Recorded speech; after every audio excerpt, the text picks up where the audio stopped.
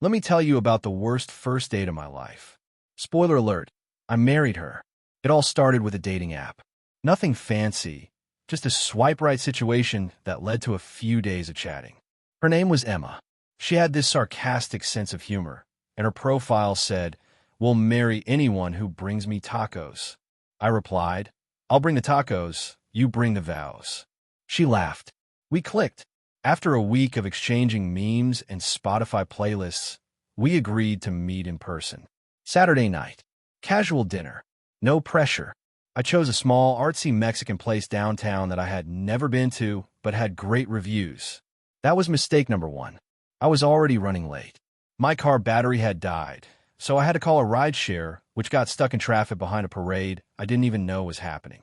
Meanwhile, my phone was dying, and the charger I had in my bag turned out to be for an older model. Classic me. When I finally arrived at the restaurant, 20 minutes late and slightly sweating, she was already seated, sipping what looked like her second margarita. Her expression was neutral. "Hi. So sorry, there was this parade and—" "You brought the tacos?" she interrupted, deadpan. I laughed awkwardly. "Soon, I promise." I sat down, tried to regain composure. We ordered. The place looked cute, but the service was painfully slow. Our server kept disappearing, and the background music was bizarrely loud. It was a mix of mariachi covers of 90s pop songs. Ever heard a trumpet version of Britney Spears? I have. Then came mistake number two. I tried to impress her with a story from my last vacation. While explaining how I went zip-lining in Costa Rica, I dramatically gestured to demonstrate how I almost hit a tree and knocked over the full glass of sangria directly into her lap. There was a pause. Then, Emma calmly stood up, dabbed her dress with a napkin, looked at me, and said, "Congratulations. You've created a memory." I offered to pay for dry cleaning. She declined. She was oddly calm about the whole thing, which only made me feel worse. I was convinced I had completely blown it. Who wants to date the guy who stains your dress and arrives late? Somehow we kept talking, and somehow she kept laughing. The food finally arrived, and I bit into the spiciest taco I've ever encountered in my life. I tried to play it cool, but my eyes watered, I started hiccuping, and then sneezed. Twice. Into the napkin I had been nervously twisting. Emma was crying from laughter at this point. "Are you okay? Is this a medical emergency, or just severe embarrassment?" "Mostly the latter," I wheezed. We ended up bonding over the disaster. It became a sort of game.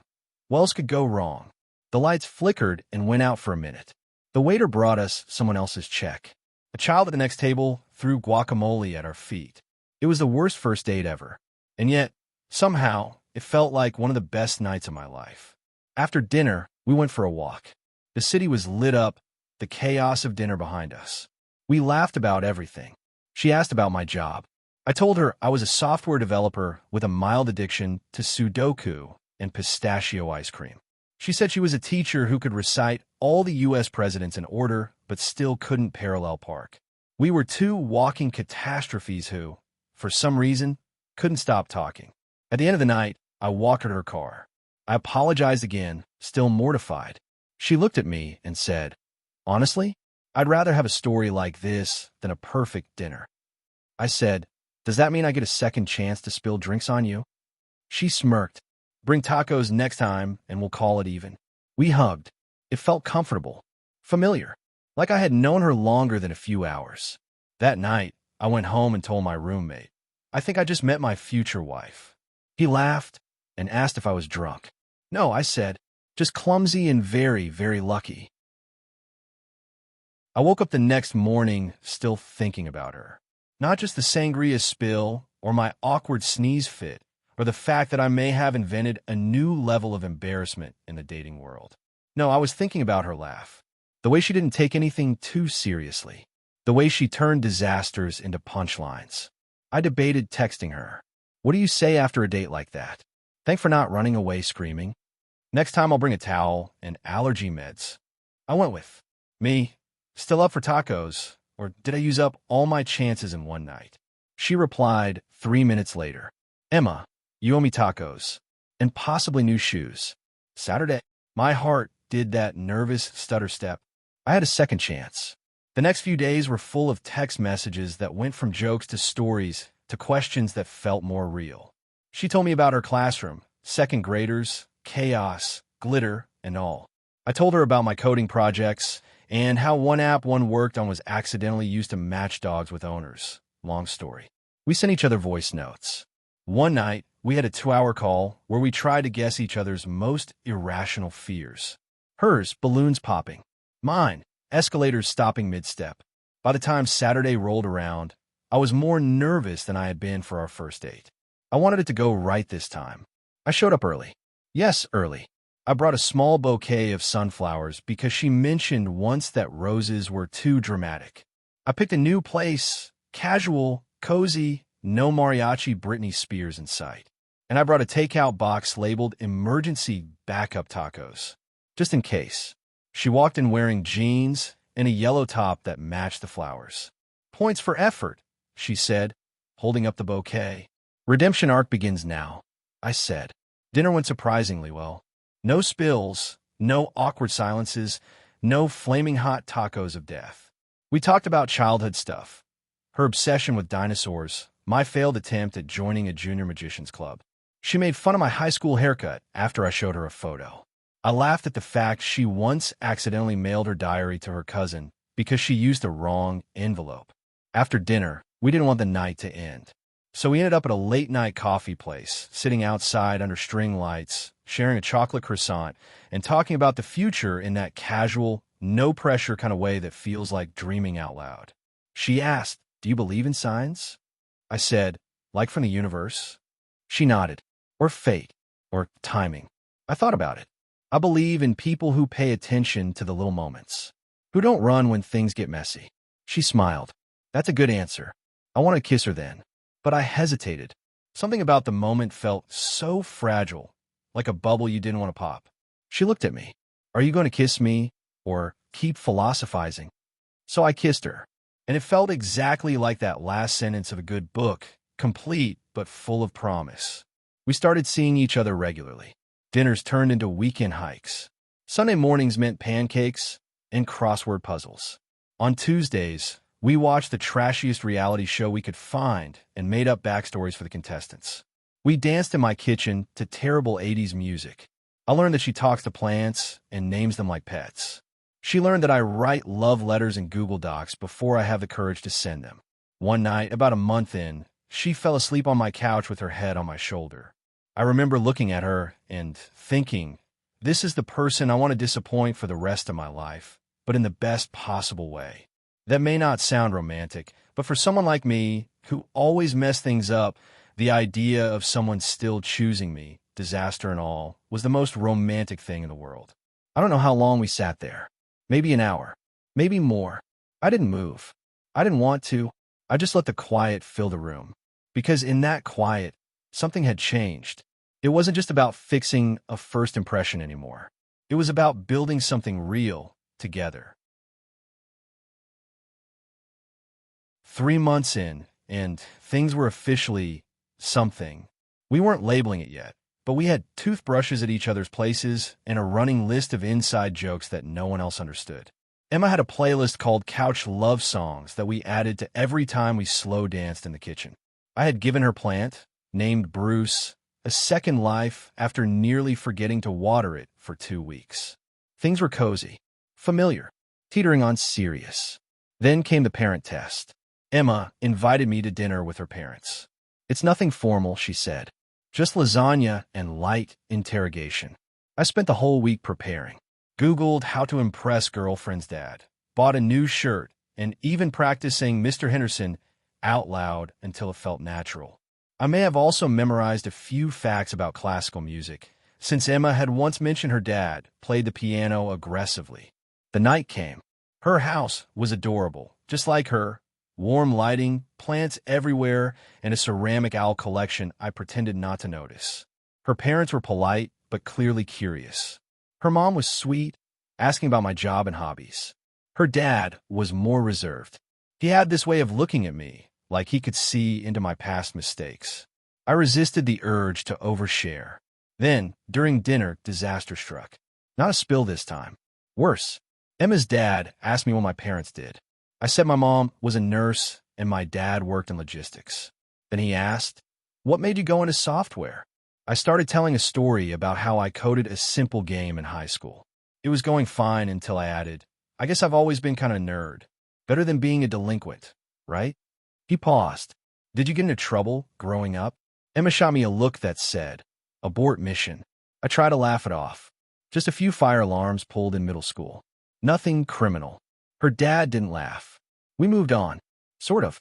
The rest of the evening had a weird energy. Not hostile, but not easy either. When we left, Emma squeezed my hand. "You were fine. He's just intense. I think I blew it. You didn't. You just weren't fake. He'll respect that eventually." A week later, her dad emailed me. An actual email. One sentence. "I appreciate your honesty. Let's go fishing sometime." Emma nearly fainted. That's basically a love letter from him. Fast forward another month, and I invited her to meet my family. My mom, of course, was thrilled. She even cleaned the baseboards, which no one in the history of homes has ever looked at. My younger sister grilled Emma like a defense attorney. "What are your intentions with my brother?" Emma answered, deadpan, "I plan to exploit his Netflix account and make him drive me to IKEA." They got along instantly. The holidays came. We did the whole tree decorating, cookie baking, snowball fighting montage. We even survived a week-long road trip without killing each other, a true test of compatibility. But one moment stood out above all the others. It was New Year's Eve. We were at a small party, surrounded by friends. Everyone was drunk on champagne and nostalgia. As the countdown started, Emma turned to me, and just before midnight, she whispered, "You know I love you, right?" The clock struck 12. Fireworks outside. Cheers all around. And me, standing there, blinking like an idiot. She looked at me. "I didn't mean to freak you out." I took her hands. "You didn't. I would just try to remember the exact moment I fell in love with you so I could tell you something equally poetic." She grinned. "And did you?" "Not yet. But I do love you. Deeply. Unexpectedly. Stupidly. Perfect," she said. "Stupid love is my favorite kind." We kissed as confetti rained down. It felt cinematic, like we'd made it through the prologue, and the real story was about to begin. I always thought that when I proposed, I'd do it in some grand, cinematic way. Maybe fireworks, a string quartet, hidden cameras capturing the moment from every angle. But when it actually came time to propose to Emma, things, unsurprisingly, didn't go to plan. It started with a ring. I spent weeks researching. White gold, vintage style, oval-cut diamond. Something elegant, but not too flashy, just like her. I kept the box in my sock drawer, under an embarrassing pair of Christmas pajamas. Every day, I'd open the drawer, look at it, and close it again. Waiting, planning. I wanted it to be perfect.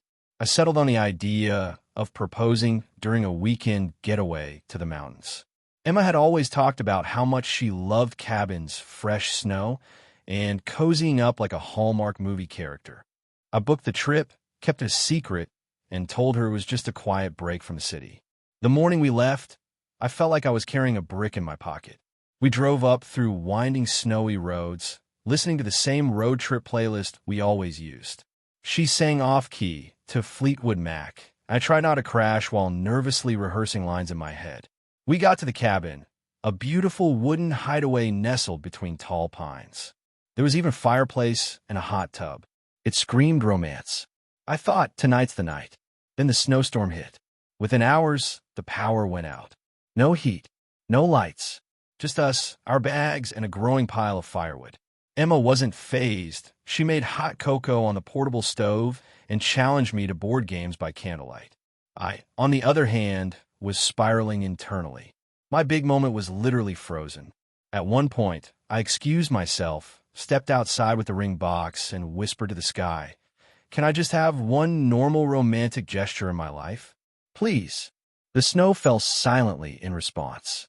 The next morning, we bundled up and hiked to a nearby overlook we'd read about. The view was breathtaking. Snow-covered trees stretching for miles. Everything silent except the crunch of our boots. "This," she said, "is exactly what I needed." I was about to drop to one knee when she slipped on a patch of ice and fell straight into a snowbank. "Romantic," she muttered, spitting out snow. I helped her up, laughing so hard I forgot to be nervous. And maybe that's when it hit me. This was us. Never polished. Never perfect. Always a bit chaotic, but real. So instead of the overlook, the candles, the speech I'd memorized, I waited until we were back in the cabin that night, wrapped in too many blankets, sipping cocoa by the fire. The power had returned. The heat was back. We were quiet. And I said, "Hey, Emma." She looked at me. "Yeah." I pulled the ring box from the pocket of my hoodie and opened it. "Want to do this forever?" She stared at me. No words.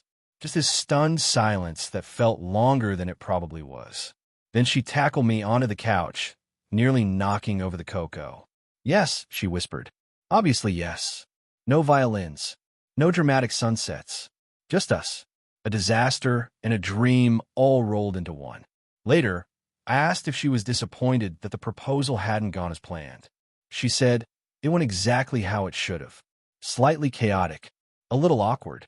Completely us." And that's how I proposed to the woman I spilled sangria on during our first date.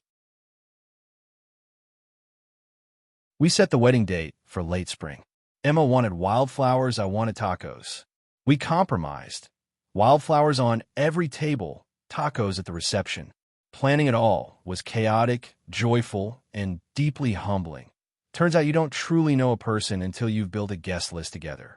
We chose a small countryside venue with a barn, fairy lights, and an orchard out back. We both agreed on one thing. The ceremony should feel like us. Real, warm, a little weird. Definitely not stiff or overly formal. But you know how life likes to keep things interesting? 1 week before the wedding, our fishing canceled. Family emergency. Totally understandable, but we panicked. Emma's aunt offered to step in, but she had a history of oversharing and a passion for interpretive dance. We passed. Luckily, one of Emma's teacher friends, Mr. Lawrence, a middle school English teacher and part-time poet, agreed to do it. We gave him a script. He improvised. A lot. Then the night before the wedding, I got food poisoning. From what? You guessed it, tacos. Irony at its finest. I spent hours camped out in the bathroom of our Airbnb while Emma held my hand and Googled how long does food poisoning last if you're cursed. By the next morning, I was weak but functional. Pale? Yes. Nervous? Extremely. Still going to marry the love of my life? Absolutely. The weather forecast had promised sunshine. What we got was rain. A lot of it. The outdoor ceremony had to be moved into the barn, and the groomsmen ended up forming a last-minute human umbrella tunnel so guests could enter without getting soaked. Our string quartet? Late. The generator? Briefly failed. And yet, when I saw Emma walk down the aisle, barefoot because her heels got stuck in the mud, I forgot everything else. She was laughing. Radiant. The only person in the world who could turn a mud-slick disaster into something magical. Our vows were personal. I promised to always bring extra napkins and never try to impress her parents again. She vowed to love me through every clumsy, chaotic day and not to mock me too much for crying during Disney movies. Mr. Lawrence cried harder than anyone. His poetic interludes were unexpected but sincere. When he pronounced us husband and wife, he added, "May your love be messy and magnificent." The reception? Legendary. The taco truck made it. Our friend DJ from a laptop balanced on hay bales. My mom danced with Emma's uncle. Someone's dog stole a plate of nachos. At one point, Emma and I ended up slow dancing in the orchard, still in our wedding clothes, shoes off, surrounded by fireflies and the faint sound of ABBA from the barn. It wasn't perfect. It wasn't polished. It was us. The same two people who laughed through a terrible first date, who spilled drinks and fell in snowbanks, who built something real out of chaos, love, and a lot of tacos. People always ask me what the secret is to a good marriage. I don't think there's one, but I do think it helps to marry someone who laughs with you when everything goes wrong, who sees past the plans and embraces the mess. So yes, our wedding was a beautiful mess, and I wouldn't change a single second.